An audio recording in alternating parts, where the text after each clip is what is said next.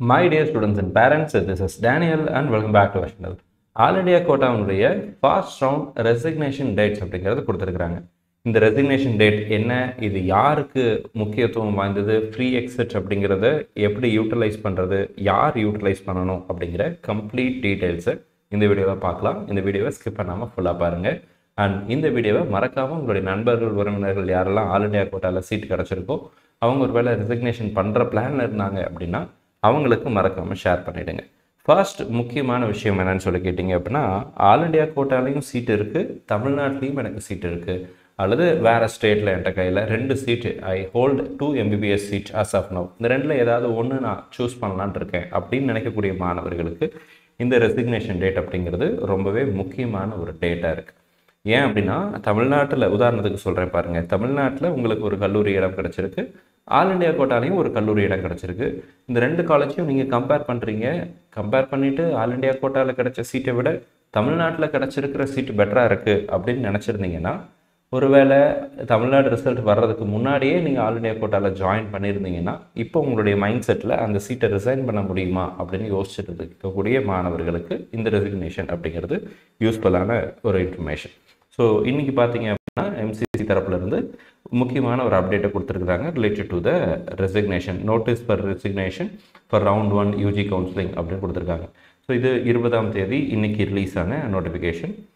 Urgent attention, MCC is in receipt of many requests from UG candidates who want to resign their round 1 seats reported seats due to various reasons. In this regard, competent authority has decided to allow resignation without forfeiture of security deposit for such candidates. So இப்போ நீங்கள் resign பண்ணிங்கன்னா நீங்கள் கட்டின 2 லட்ச ரூபா security deposit அல்லது 5,000 ரூபாய் அல்லது 10,000 ரூபாய் உங்களுடைய கேட்டகரியை பொறுத்து நீங்கள் செலக்ட் பண்ண சீட்ஸை பொறுத்து அந்த செக்யூரிட்டி டெபாசிட் ஃபோர்ஃபீட் ஆகாமல் நீங்கள் ரிசைன் பண்ணிக்கலாம். The candidates who desire to leave their round 1 reported seat, already காலேஜில் போய் நான் ஜாயின் பண்ணிட்டேன் அப்படின்றவங்க தான் ரெசிக்னேஷன் பண்ணணும். நீங்கள் ஜாயினே பண்ணல, நான் அந்த காலேஜ் அலாட்மெண்ட் ஆர்டரே டவுன்லோட் பண்ணல அல்லது அலாட்மெண்ட் டவுன்லோட் பண்ணிட்டேன் ஆனால் அந்த காலேஜுக்கு போய் நான் ரிப்போர்ட்டே பண்ணலை அப்படின்றவங்க இந்த ரெசிக்னேஷன் பண்ண வேண்டிய அவசியம் இல்லை. பிகாஸ் நீங்கள் அந்த காலேஜில் ஜாயின் பண்ணவே இல்லை. இது ஆல்ரெடி ஜாயின் பண்ண கேண்டிடேட்ஸ்க்கு மட்டும்தான் பொருந்தும். ஆல் இண்டியா கோட்டாவில் ஃபர்ஸ்ட் ரவுண்டில் ஜாயின் பண்ணிட்டேன் ஆனால் எனக்கு இப்போ அந்த சீட் வேண்டாம் அப்படின்னு யோசிக்கக்கூடிய மாணவர்கள் பெற்றோர்களுக்கு தான் இந்த ரெசிக்னேஷன். எப்போ இருந்துன்னு சொல்லி கேட்டிங்கன்னா, 21ஆம் தேதி நாளைக்கு காலையில் 11 மணிலேருந்து 25ஆம் தேதி 5 மணி வரைக்கும் நமக்கு resignation without forfeiture of security deposit அப்படிங்கிறத கொடுத்துருக்குறாங்க. ஸோ இதை நீங்கள் நல்லா ஞாபகத்தில் வச்சுக்கணும். ஸோ நீங்கள் ஃபிசிக்கலாக டைரெக்டாக போய் தான் அந்த காலேஜில் உங்கள் சீட்டை ரிசைன் பண்ண முடியும். Candidates will have to report physically at the allotted college to resign their seat. ஒரு முக்கியமான விஷயம். ரெண்டாவது, நீங்கள் ரிசைன் பண்ண போகிறீங்கன்னு காலேஜில் சொன்னதுக்கப்புறம் அந்த காலேஜ் ரெசிக்னேஷன் லெட்டரை MCC வெப்சைட்டில் இருந்து ஜென்ரேட் பண்ணுவாங்க, அந்த போர்ட்டல்லேருந்து ஜென்ரேட் பண்ணுவாங்க. அப்படி ஜென்ரேட் பண்ணுற ரெசிக்னேஷன் லெட்டரை தான் அக்செப்ட் பண்ணிப்பாங்க. அண்டு ஒருவேளை அப்படி பண்ணலைன்னா ரெசிக்னேஷன் ஆகிருக்கு அப்படிங்கிறதுக்கு அர்த்தமே இல்லை. ஸோ அதனால் அதை நீங்கள் என்ஷூர் பண்ணிக்கோங்க அப்படிங்கிறத சொல்லியிருக்கிறாங்க. ஸோ இது இன்றைக்கி நோட்டிஃபிகேஷன் 20ஆம் தேதி ரிலீஸ் பண்ணியிருக்கிறாங்க. ஸோ ரெசிக்னேஷன் அப்படிங்கிறது யாருக்குங்கிறத நான் ஆல்ரெடி சொல்லிட்டேன், திரும்ப ஒரு தடவை சமப் பண்ணுறேன். எனக்கு ஆல் இண்டியா கோட்டாவில் சீட்டு கிடச்சிருச்சு, நான் ஜாயின் பண்ணிட்டேன்.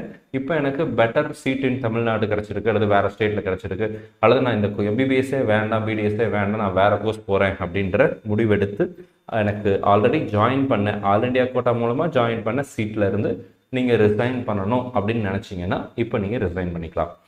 ஒரு சில மாணவர்களுக்கு ஆல் இண்டியா கோட்டாவில் ஒரு கவர்மெண்ட் காலேஜ் கிடச்சிருக்கும், தமிழ்நாட்டில் ஒரு கவர்மெண்ட் காலேஜ் கிடச்சிருக்கும். இந்த ரெண்டுமே உங்களுக்கு இந்த ரெண்டில் எது பெஸ்ட்டுன்னு நீங்கள் நினச்சிருப்பீங்களோ அங்கே நீங்கள் ஜாயின் பண்ணுவீங்க, மற்ற சீட்டை நீங்கள் ரிசைன் பண்ணிக்கலாம். ஸோ அதான் இப்போதைக்கு இருக்கிற முக்கியமான அப்டேட்டாக இருக்குது. இந்த வீடியோ உங்களுக்கு யூஸ்ஃபுல்லாக இருந்திருக்கும்னு நினைக்கிறேன். யூஸ்ஃபுல்லாக இருந்துச்சு அப்படின்னா மறக்காமல் வீடியோ லைக் பண்ணுங்க. அண்ட் சேனலில் நீங்கள் இது வரைக்கும் சப்ஸ்கிரைப் பண்ணாமல் இருந்தீங்க அப்படின்னா மறக்காமல் சேனலையும் சப்ஸ்கிரைப் பண்ணி வச்சுக்கோங்க. All the very best and thank you so much. வேறு ஏதாவது கேள்விகள் சந்தேகங்கள் இருந்துச்சு அப்படின்னா கீழே கமெண்ட் செக்ஷனில் டைப் பண்ணுங்கள். அடுத்தடுத்த வீடியோவில் அதற்குரிய பதிலையும் பார்க்கலாம். All the very best and thank you so much. Resignation பண்ணுறதுக்கு முன்னாடி நல்லா ஒரு தடவை யோசிச்சு அதுக்கப்புறம் ரிசைன் பண்ணுங்கள்.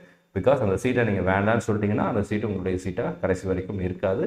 அது செகண்ட் ரவுண்டுக்கு தான் நம்ம போய் ட்ரை பண்ண வேண்டிய சூழ்நிலை அப்படிங்கிறது இருக்கும். ஸோ ரிசைன் பண்ணுறதுக்கு முன்னாடி ஃப்ரீ எக்ஸிட் அப்படிங்கிற ஆப்ஷனை கொடுக்கறதுக்கு முன்னாடி நீங்கள் நல்லா யோசிச்சுக்கிறது அப்படிங்கிறது நல்லது. All the very best and thank you so much.